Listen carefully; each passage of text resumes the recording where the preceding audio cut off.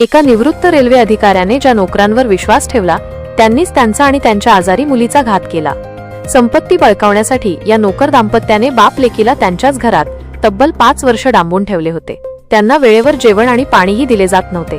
या छळामुळे वडिलांचा मृत्यू झाला, तर त्यांची तरुण मुलगी अन्ना वाचून केवळ हाडांचा सांगाडा उरली आहे। ही घटना जेव्हा उघडकीस आली तेव्हा तिथे पोहोचलेल्या नातेवाईकांनाही धक्का बसला। ही हृदय पिळवटून टाकणारी घटना उत्तर प्रदेशातील महोबा जिल्ह्यातून समोर आली आहे।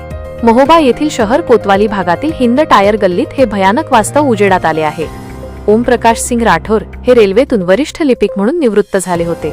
2016 मध्ये पत्नीच्या निधनानंतर ते आपल्या 27 वर्षांच्या मानसिक आजारी असलेल्या रश्मी या मुलीसोबत वेगळ्या घरात राहायला गेले।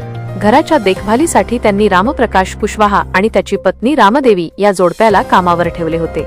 मात्र काही काळातच या नोकर दाम्पत्याने घराचा ताबा घेतला। त्यांनी ओमप्रकाश आणि त्यांच्या मुलीला खालच्या मजल्यावरील अंधाऱ्या खोलीत कैद केले आणि स्वतः वरच्या मजल्यावर आरामात राहू लागले। जेव्हा नातेवाईक ओमप्रकाश यांना भेटायला यायचे तेव्हा हे नोकर दाम्पत्य ते कुणालाही भेटू इच्छित नाहीत असे खोटे सांगून त्यांना परत पाठवत असे। तब्बल 5 वर्ष हा प्रकार सुरू होता। सोमवारी जेव्हा ओमप्रकाश यांच्या निधनाची बातमी नातेवाईकांना मिळाली आणि ते तिथे पोहोचले तेव्हा समोरचे दृश्य पाहून सर्वजण हादरले। 26 वर्षांची तरुण मुलगी रश्मी ही एका काळकोठडीत नग्न अवस्थेत पडलेली होती। अन्नाविना तिचे शरीर इतके सुकले होते की ती एखाद्या हाडांच्या सांगाड्यासारखी दिसत होती। तिची अवस्था एखाद्या 80 वर्षांच्या वृद्ध महिलेसारखी झाली होती। तिच्या शरीरात केवळ श्वास शिल्लक होता। ओमप्रकाश यांचा मृतदेहही पूर्णपणे सुकलेला होता।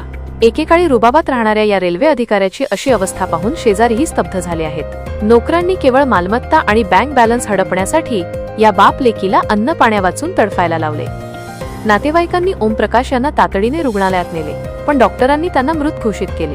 पोलिसांनी मृतदेह शवविच्छेदनासाठी पाठवला असून आरोपी नोकराची चौकशी सुरू केली आहे।